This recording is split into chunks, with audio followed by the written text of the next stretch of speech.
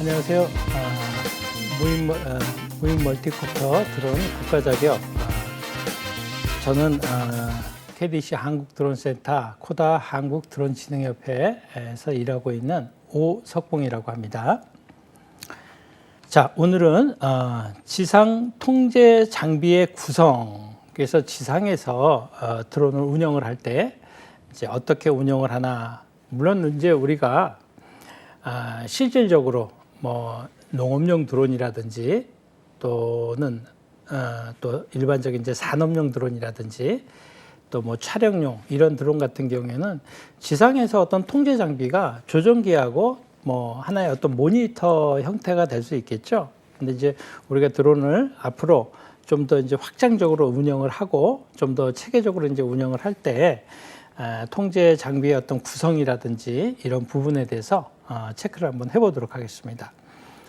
주 통제 컴퓨터, 비행체 조종부, 탑재 장비 운영부 이런 형태로 나뉘는데 데이터 통신 장비 구성에는 지상 통신 장비, 그래서 통신 장비, 주 통신 안테나, 보조 통신 장비, 보조 통신 안테나 등으로 이렇게 구성이 되고 탑재 통신 장비 같은 경우에는 주 통신 장비, 주 통신 안테나, 보조 통신 장비, 보조 통신 안테나, 피하 식별 장치로 구성이 된다. 자, 드론 원격 통제 시스템의 종류 이렇게 나와 있는데 지상 통제 시스템, GCS라고 그러죠. 그러니까 GCS 같은 경우에는 이제 그라운드 컨트롤 스테이션에서 이 GCS라는 용어는 여러분들이 알아두시는 게 좋을 것 같아요. 그래서 지상에서 운영하는 물론 이제 지상 통제 장비 GCS 같은 경우에도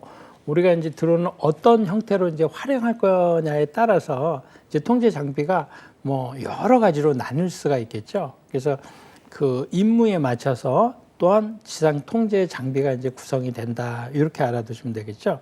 그래서 대형 무인기의 경우에는 주로 비행 임무를 통제하기 위한 통제소의 이륙 후 LRS부터 무인기를 인수받아 실제 임무 지역까지 통제 임무를 수행하고 다시 무인기를 착륙 지점까지 유도하여 LRS로 인계한다. 그래서 지상 통제소로 직접 이착륙 통제도 가능하다.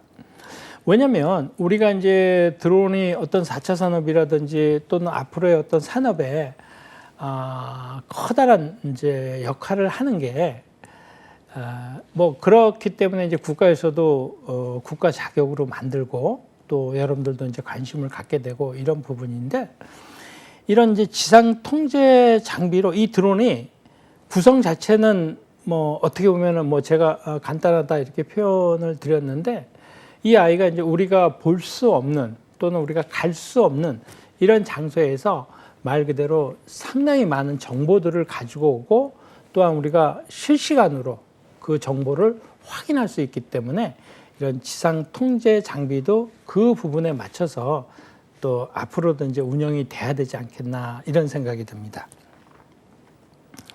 드론 원격 통제 시스템의 종류에서 이착륙 통제소에서 주요 목적은 이륙과 착륙을 통제하기 위함이며 전파로 무인기를 통제할 수 있는 거리가 지상 통제소에 비해 짧은 것이 특징이며 형태와 내부 구조는 지상 통제소와 대부분 유사하며 단거리 임무 비행도 통제가 가능하다.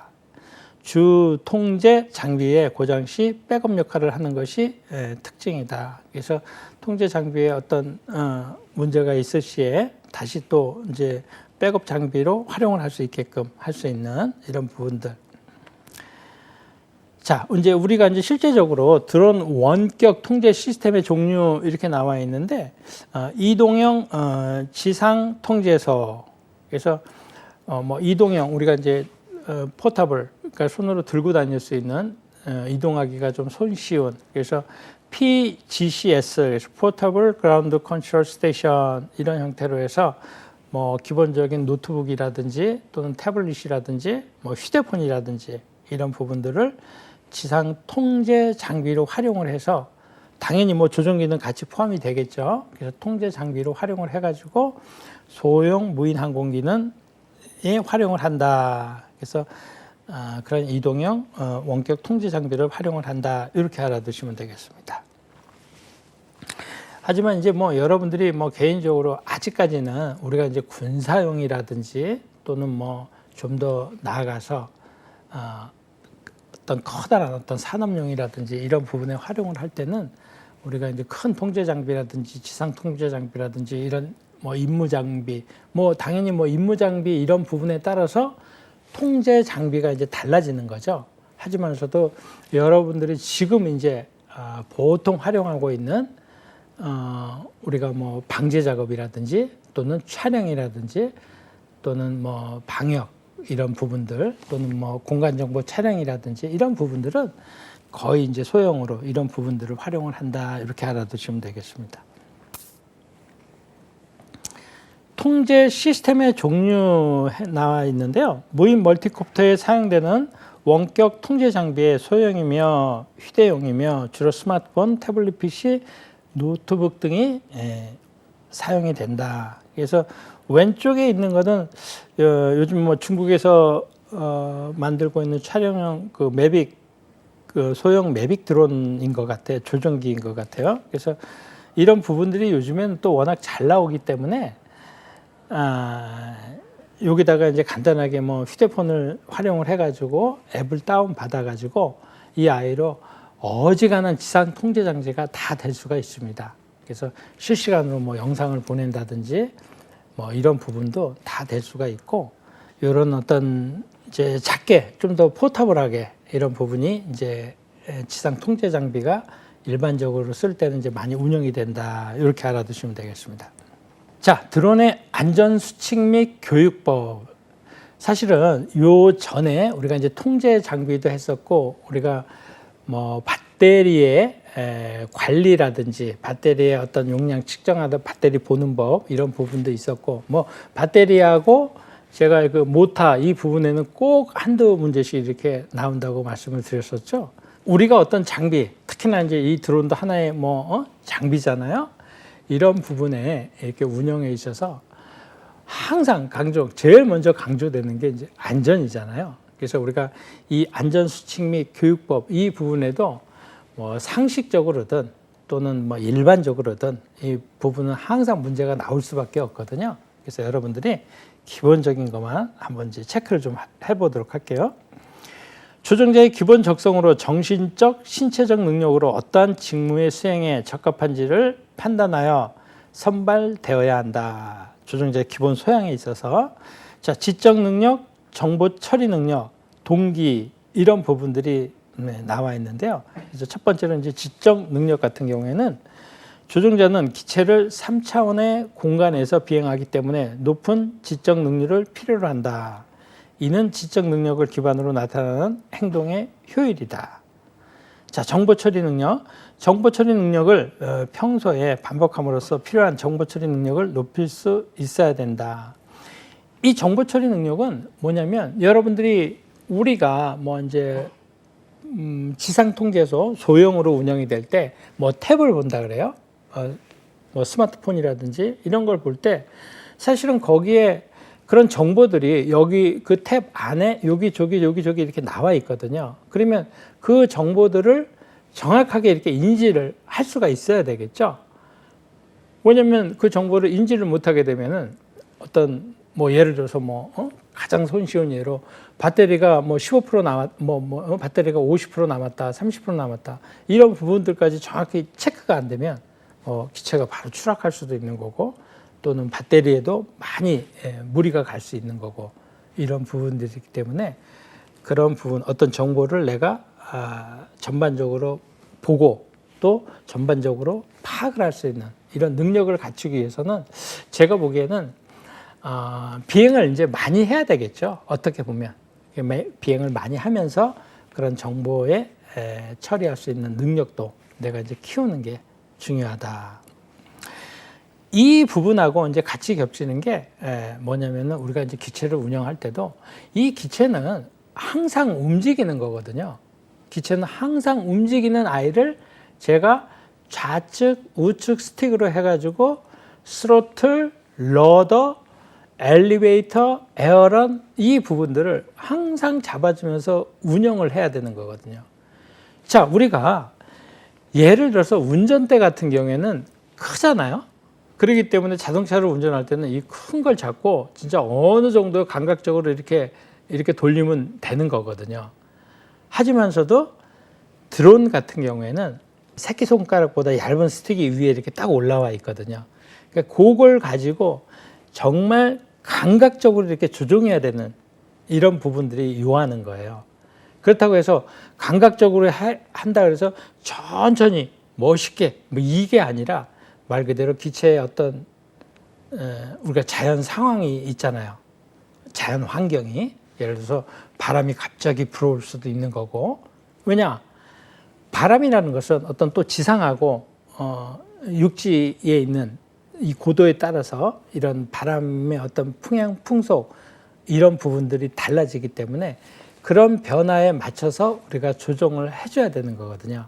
그래서 어떻게 보면은 이것 또한 이 조정 또한 여러분들이 많은 연습과 또 처음에는 크게 무리하지 않는 연습 우리가 드론 운영을 할 때 무리하지 않은 연습에서 기체 처음에 이착륙 정도 배우고 그 다음에 전후진도 한번 배우고 그 다음에 기체가 정지되어 있는 상태에서 좌측, 우측, 그러니까 러더를 활용을 해서 좌로 한번 돌아보고 우로 한번 돌아보고 위에 기체를 띄워가지고 삼각 비행도 한번 해보고 삼각 비행 원으로도 한번 돌아보고 원으로 도는 거는 기체가 엘리베이터를 쭉 활용해가지고 이런 형태를 그냥 이 기체가 러더 작용 없이 그냥 이렇게 도는 게 아니고 기체의 그러니까 선수를 기체의 앞부분을 기준으로 해가지고 원을 한번 돌아보고 이런 형태들이 사실은 이제 실기 시험에서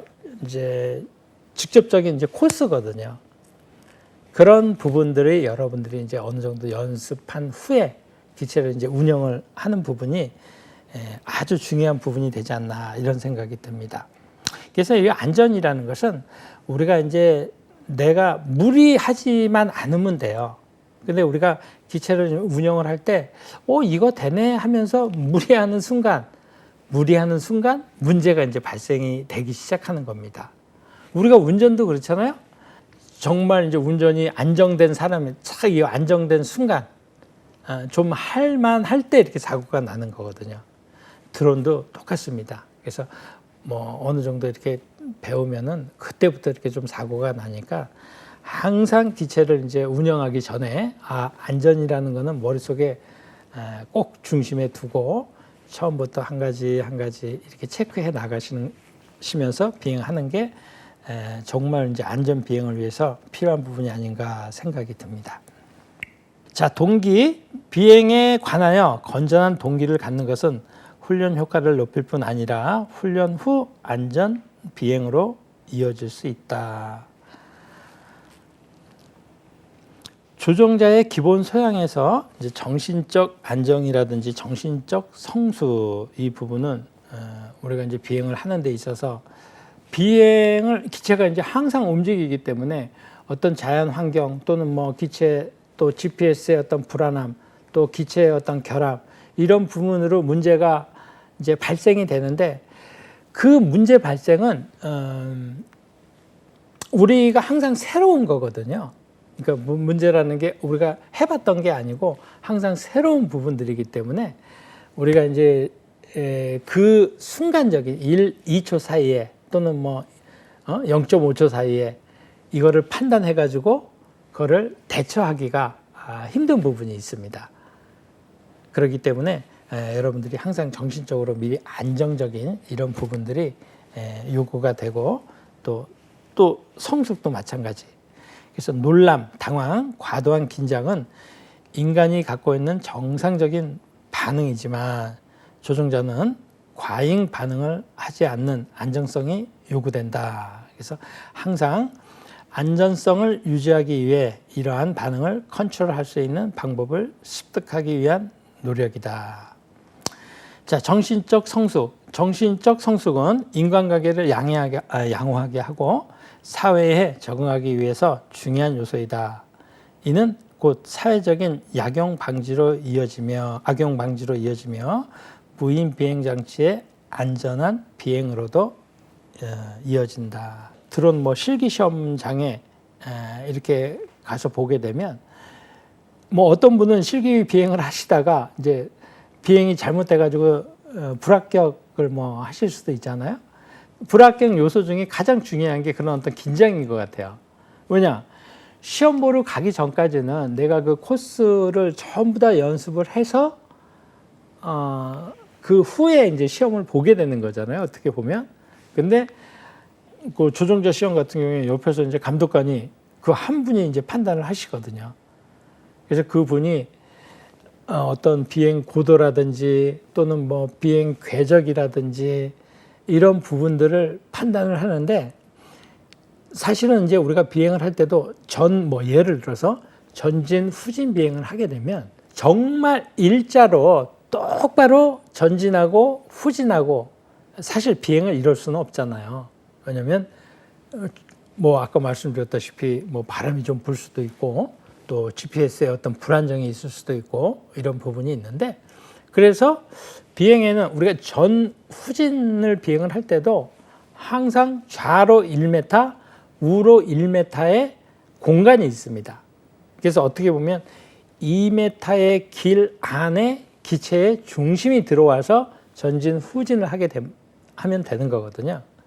그래서 일자로 똑바로 갔다가 다시 일자로 후진해 오는 이런 전후진 비행은 좌로 우로 다 1m씩 갭이 있다.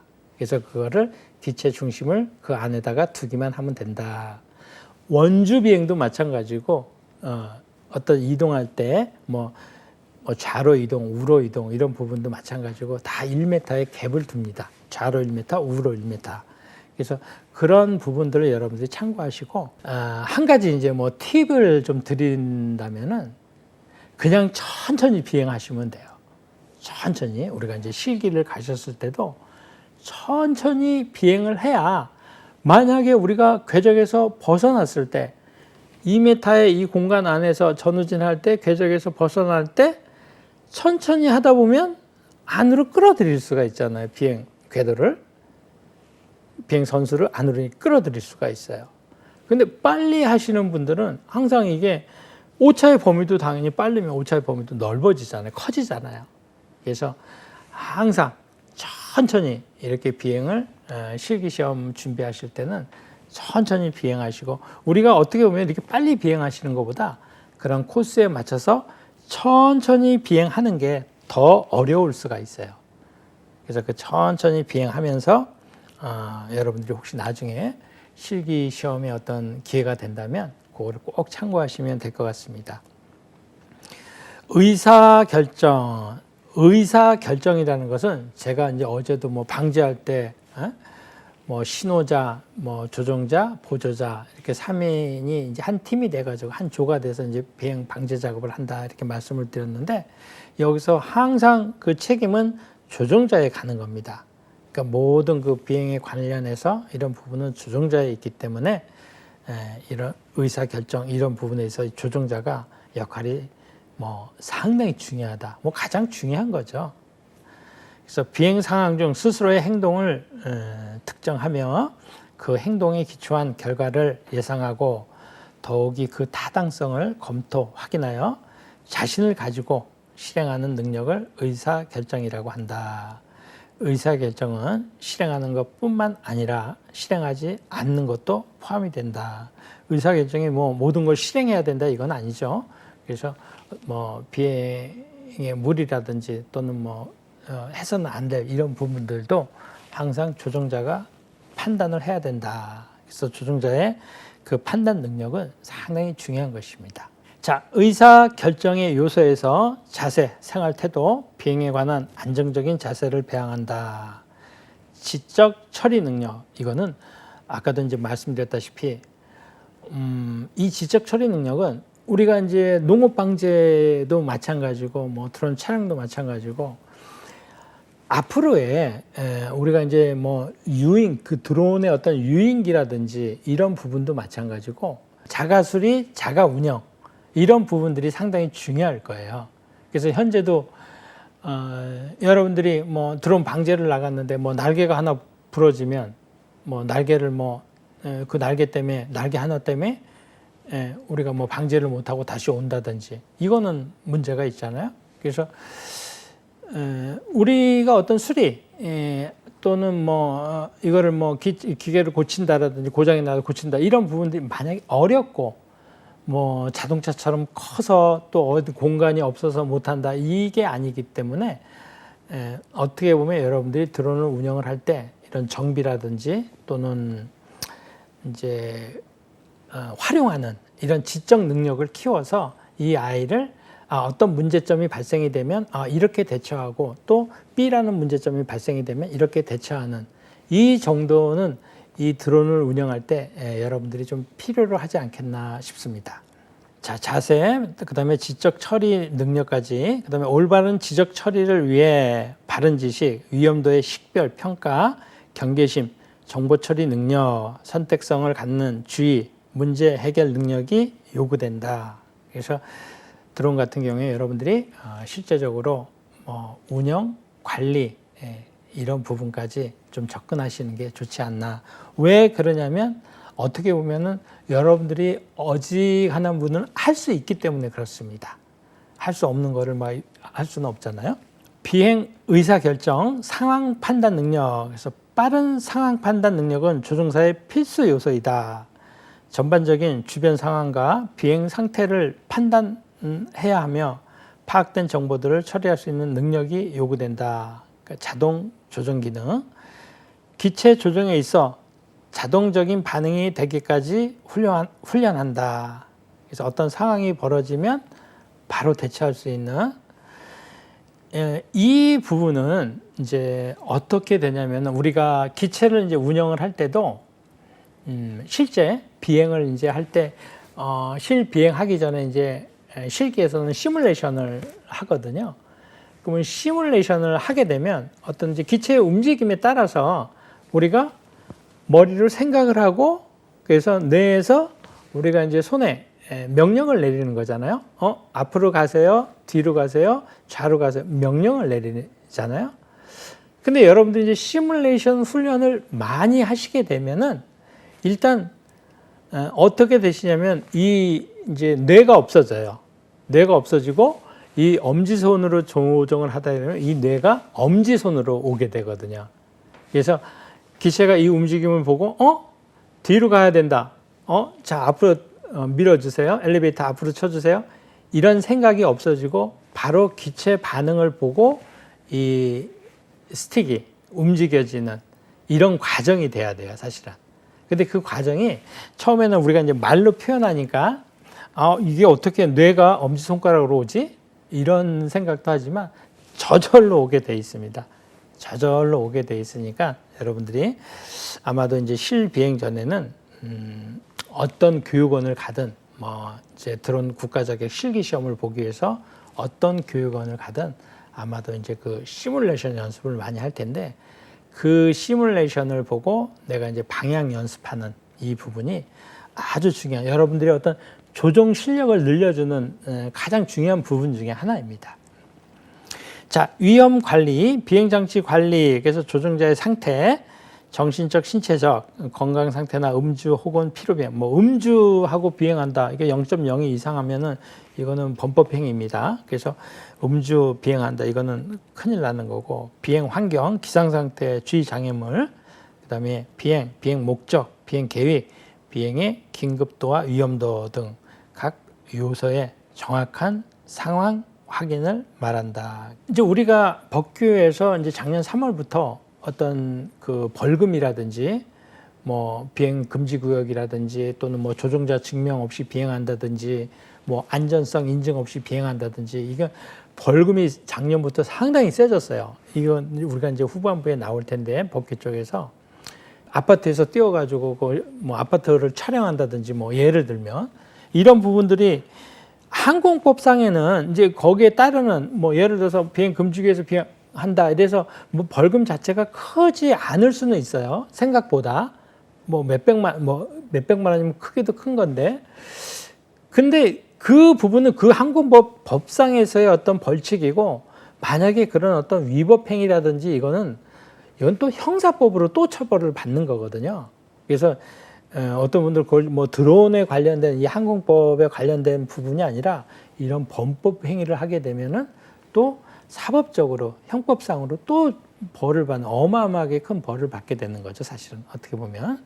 그래서 뭐 이제 나중에 뭐 보시기에 여러분들 이제 법규 쪽에서 한번 더 이제 짚고 넘어가겠지만 이제 드론을 뭐 도심지에서 뭐 촬영을 한다든지 이런 부분들은 상당히 또 오해 소지가 있는 부분들이 있어요. 그래서 절대 뭐 도심에서 이제 뭐 아파트 내에서 촬영한다든지 이런 띄우는 것조차도 요즘에 뭐 그건 쉽지는 않지만 그런 부분들은 여러분들이 꼭 인지를 하고 계셔야 될 것 같습니다. 비행 사고에 대해 사고 발생 시 조치사항, 그래서 인명 구호를 위해 신속히 필요한 조치를 한다. 사고 조사를 위해 기체 현장을 보존한다. 현장 및 장비 사진 동영상 미리 촬영을 좀 해놓으시고요. 사고 발생 시에 지체 없이 가입 보험사의 담당자에게 연락하여 보상 수리 절차를 진행하며 이때 사고 현장에 대한 영상 자료들이 정확하게 제시되어야 된다. 통상적으로 사람의 부상 이상의 중사고가 발생할 시에 반드시 관할 항공청에 보고해야 된다. 인명피해, 뭐 심지어는 사망사고까지 이 드론으로 해가지고 이제 그런 부분들이 있거든요. 그래서 뭐 지난번에도 말씀드렸다시피 여러분들이 이제 이런 소형 드론 말고 대형 드론 이런 부분들을 실제적으로 운영을 하시게 되면 뭐 안전거리를 우리가 한 20m 두고 우리가 이제 시험에서는 안전거리가 20m거든요. 20m의 기체를 두고 조종자 위치에서 이제 조종을 하게 되는 건데 이 부분을 그러니까 20m 거리를 둬도 상당히 이제 처음 비행하실 때는 위협감을 느낄 수가 있어요. 그런데 우리가 그 키 한번 잘못 쳐가지고 이 아이가 우리 뭐 사람한테 온다고 생각을 한번 해보세요. 그래서 얘는 어떻게 보면 1분에 한 800회 이상을 회전을 하면서 양력을 만드는 아이인데 상당히 뭐 생각만 해도 이제 상황 자체가 엄중한 상황이 되겠죠. 비행 사고에 대해서 보험은 대인 대물 뭐 요즘에는 이제 배상 책임 보험이라 그래가지고 여러분들이 이제 기체를 운영을 하고 요즘에 이제 뭐 소형 촬영용 드론들도 무조건 이제 신고를 해야 되거든요. 그래서 이런 신고를 할 때는 이제 대인 대물 이 보험은 필수적으로 여러분들이 들어야 됩니다. 자차 보험, 항공보험 등에서 교육기관 등 기타 사용자 등의 선택보험이며 사고 시 배상 대상은 자가 장비이다. 보상 금액의 한도는 수리비용 보상 한도 내에서 설계한다. 지금은 이제 실질적으로 기체를 보험사에다가 이제 들 수 있는 거는 이제 대인 대물 이런 형태로만 이제 드는 게 거의 가능할 거예요. 그래서 이제 자차, 그러니까 내 드론까지 이렇게 보험에 드는 거는 아마 비용도 비싸고 제가 알기로는 지금 현재 우리나라의 그 한 보험사만 그 자차를 들어주는 것 같아요. 다른 데서는 가급적 이게 자차 드론 보험은 이렇게 들어주지를 않고 있더라고요.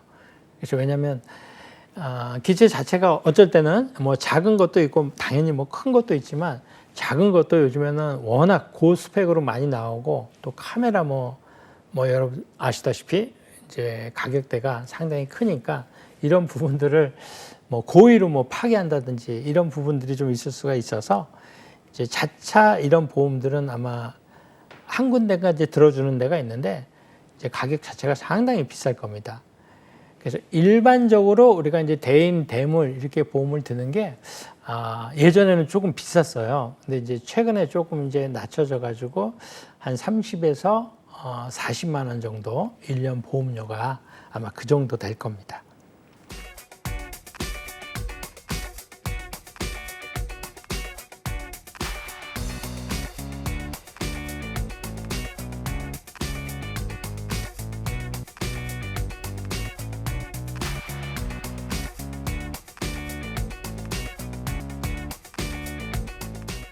자, 항공정보란, 항공정보. 그래서 항공정보란 무엇인가 이렇게 보면 항공정보의 목적 해가지고 항공정보 업무의 목적은 글로벌한 항공교통 관리 시스템에 대해 환경적으로 지속 가능한 측면에서 안정적, 정규적, 경제성 및 효율성을 확보하기 위해서 필요한 항공 자료 및 항공 정보의 흐름을 보장한다.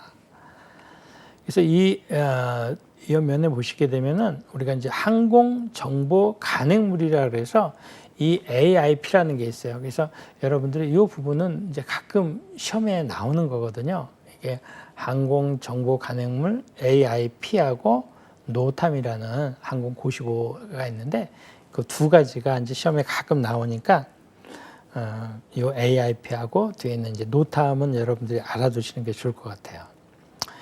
자, AIP 항공 정보 간행물이 뭐냐? 그러니까 항행에 필수적이며 영구적인 항공 정보를 수록한 간행물을 말한다. 그래서 영구적인 항공 정보 간행물을 그러니까 영구적으로 보관하는 항공 정보를 수록한 간행물을 말한다. 이것만 여러분들이 딱 알아두시면 좋을 것 같네요. 그래서 해당 국가에서 비행하기 위해 필요한 항법 관련 항공정보 간행물.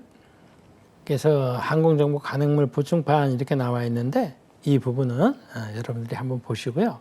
그래서 항공정보 간행물 AIP 이 부분 알아두시고 그 다음에 이거 항공정보 회람 AIC 이렇게 나와 있는데 그래서 비행 안전, 항행, 기술 행정, 규정, 개정 등에 관한 내용으로 항공고시보 노탐 또는 항공정보 간행물에 의한 전파의 대상이 되지 않는 정보를 수록한 공고문이다.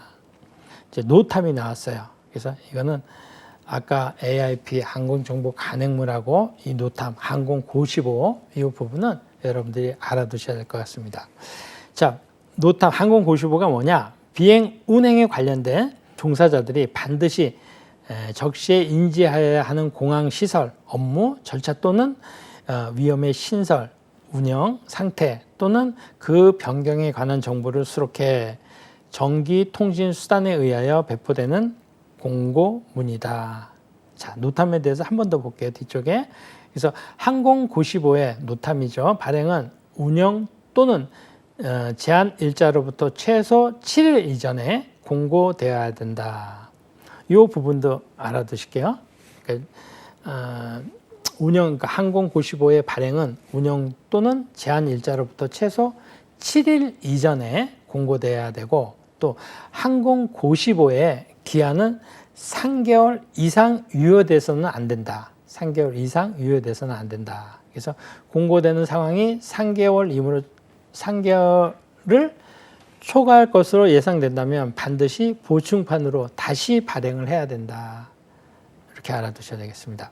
그래서 3개월 초과되는 것은 다시 보충판으로 다시 발행을 하고 또 최소 7일 이전에 공고돼야 된다. 항공고시보 노탐에 대해서 말씀드린 겁니다.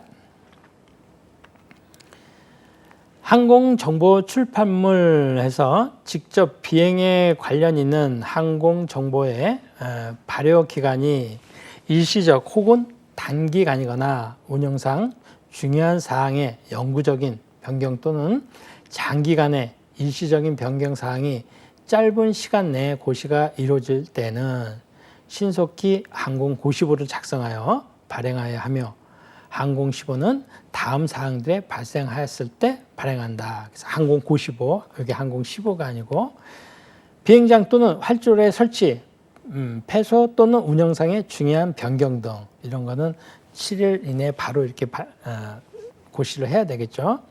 그 다음에 항공 업무의 신설, 폐지 및 운용상 중요한 변경, 무선 항행과 공지 통신 업무의 운영 성능상의 중요한 변경, 설치, 철거, 시각 보조 시설의 설치, 철거 또는 중요한 변경. 그래서 금지 구역, 제한 구역, 위험 구역의 설정 또는 폐지 이 부분. 항행에 영향을 미치는 장애 요소의 발생. 그래서 이 부분들은 우리가 이제 아직까지는 무인기에서 무인기가 이제 앞으로 좀 더 활용이 되고 또는 이런 부분이 되면은 이제 여기에 관련된 이제 관련 법도 조금은 이제 바뀔 수가 있습니다. 어떻게 보면은 지금 이제 무인 멀티콥터, 드론 이 부분에 있어서는 이제 지금 행정이라든지 이런 부분들이 점점 어떤 이제 자리를 잡아가는 과정이다. 여러분들 이렇게 좀 생각해 주시면 좋겠습니다. 자, 항공정보 출판물이 있는데요. 그 전자항공 정보 간행물. 그래서 이거는 그 AIP를 아까 이제 전자 형태로 간행물을 한다. 이렇게 알아두시면 되고, 전자문서를 말하겠죠. 루탐하고 AIP 이 두 부분만 항공고시부하고 항공정보 간행물 이 두 가지만 여러분들이 꼭 알아두시면 좋겠습니다. 그리고 드론 이제 국가 자격증을 해서 우리가 처음에 뭐 간단하게 여러분들한테 이제 설명을 좀 드렸는데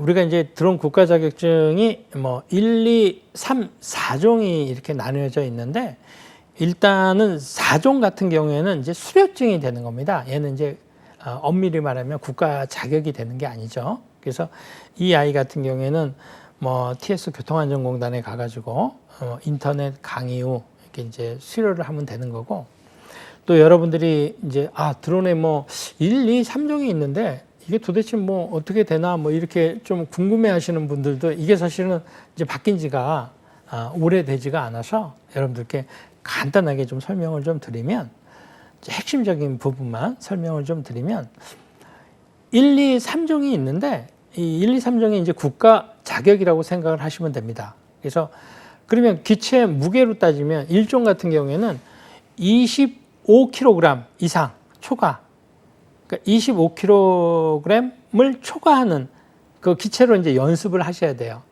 그래서 25kg 초과하는 그 기체로 20시간을 비행을 해야 됩니다.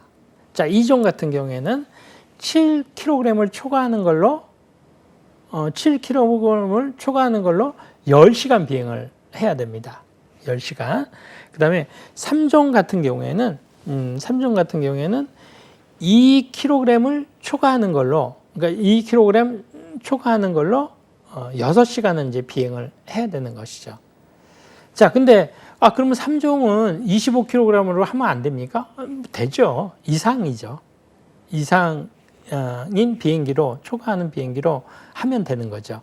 그래서 여기에 보시게 되면 3종에 보시면 최대 이륙 중량이 2kg를 초과하고 7kg 이하인 비행장치.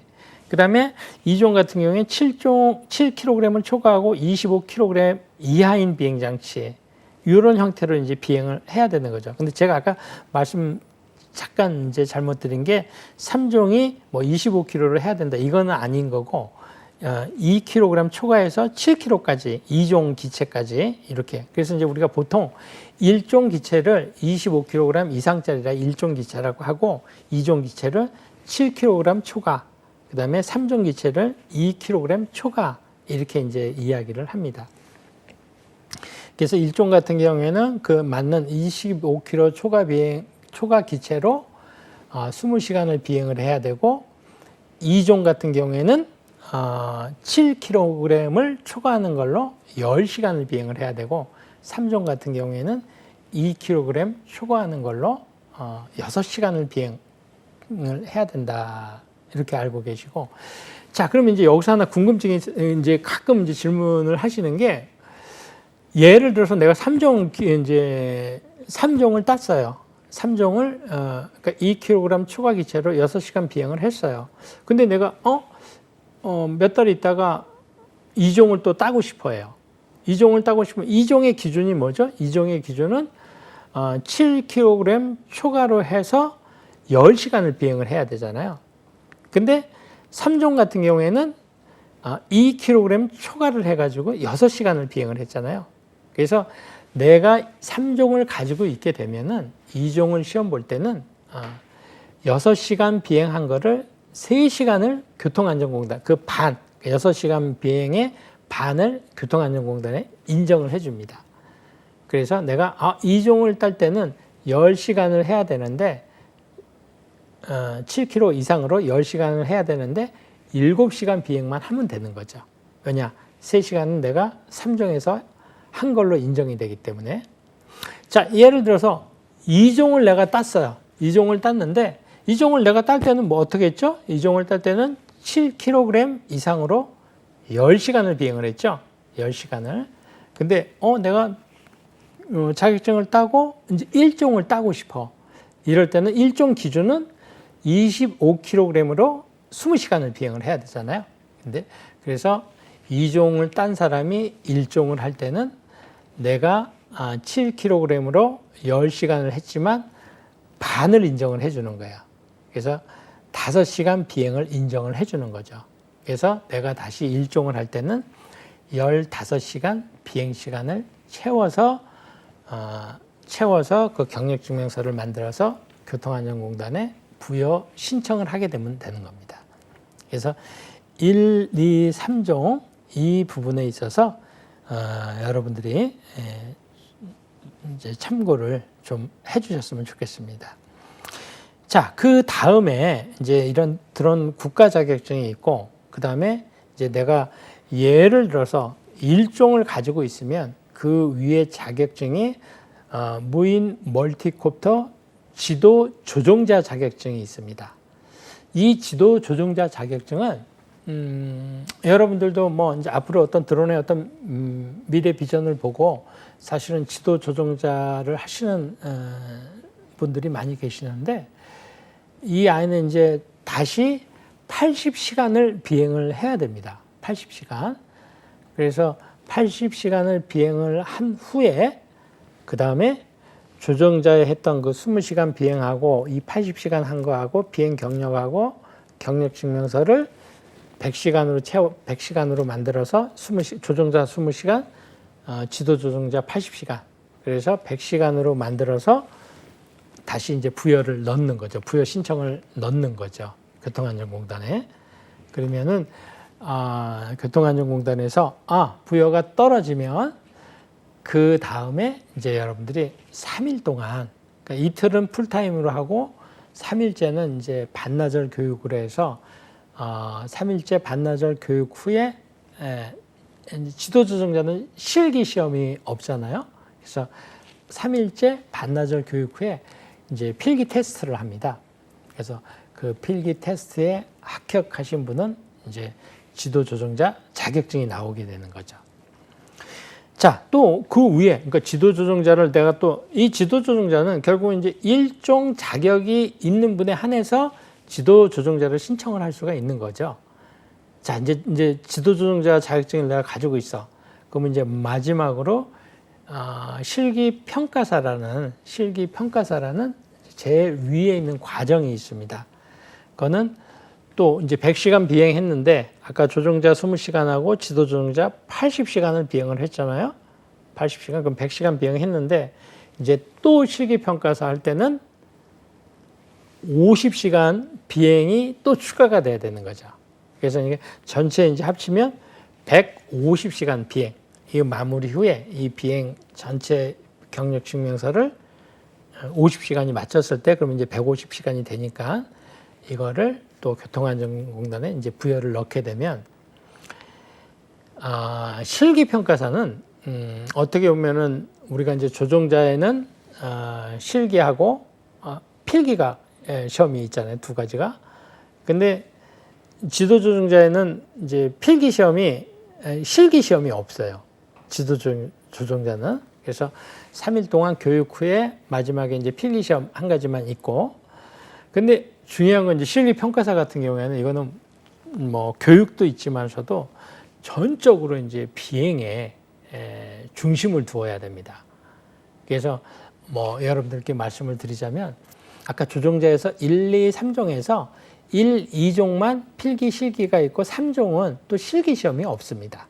그래서 3종은 비행 시간하고 내가 필기 시험만 합격을 하면 되는 거고, 필기 시험 같은 경우에는 1, 2, 3종이 다 갖게 되겠죠. 그래서 실기평가사 마지막 단계의 과정은 전적으로 이제 비행이 가장 중요한 거죠. 그래서 우리가 아까 조종자에서 이제 비행 연습을 하는데 한 8개 정도의 어떤 코스가 있는데 그 코스를 전체가 다 GPS 모드. 우리가 GPS 모드는 아무래도 비행이 조금 쉬운 거겠죠. 비행이 좀 안정적이니까. 왜냐하면 GPS라는 게 자세도 잡아주고 조금은 안정적이에요. 자, 여러분들이 안정적이다고 해가지고 이런 말뚝 기체는 없는 겁니다. 정확히 서 있는 기체는 없는 거예요.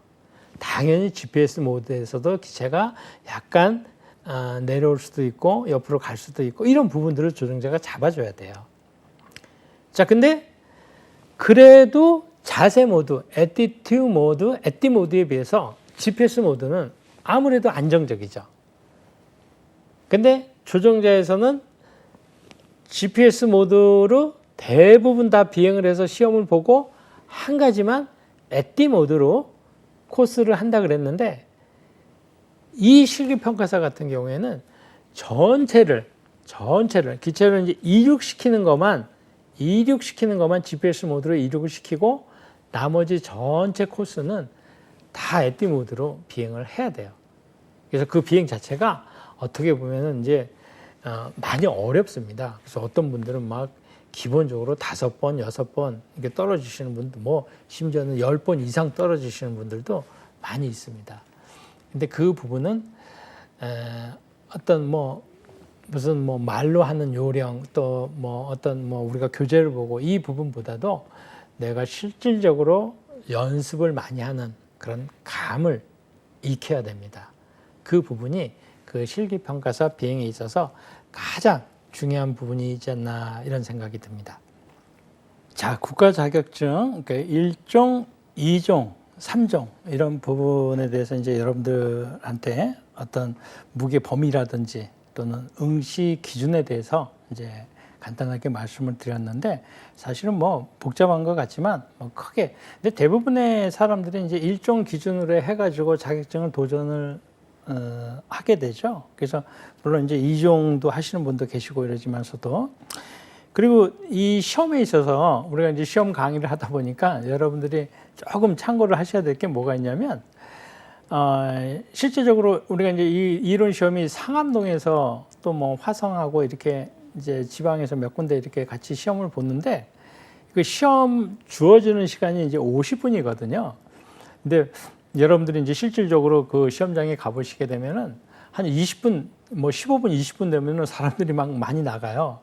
근데 그 분들이 떨어지시는 분들이 많이 있어요. 왜 그러냐면 우리가 이제 항공기에 종사하지 않고 실제적으로 이제 관심이 있어서 이제 자격증에 도전을 하시고 또 미래 비전을 보고 또 새로운 업무 영역을 위해서 이제 이런 부분들을 종사하시기 때문에 이 항공 관련 용어들이 이제 어떻게 보면 생소하잖아요.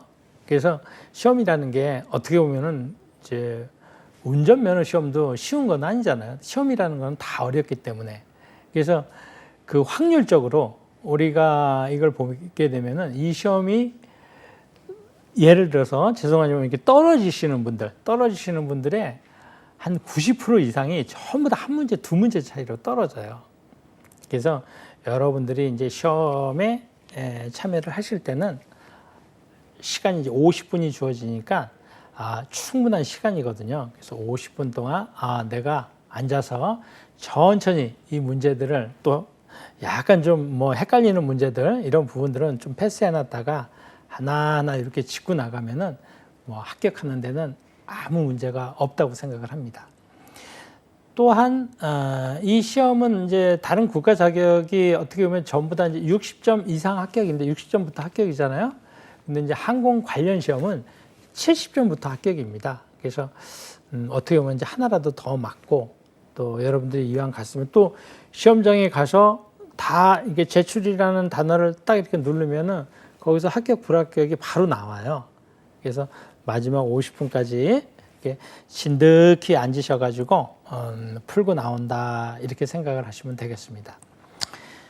자, 지금까지 드론의 어떤 구조 또는 드론의 동력이라든지 또 안전 수칙 또 항공 정보 이 부분에 대해서 이제 챕터 1이 되겠죠. 이 부분에 대해서 이제 강의를 드렸고, 이제 다음 시간에는 여러분들께 이제 시험 유형이 어떻게 나오나 이제 그 실질적으로 문제를 좀 풀어가면서 여러분들께 다시 한번 설명을 좀 드리도록 하겠습니다.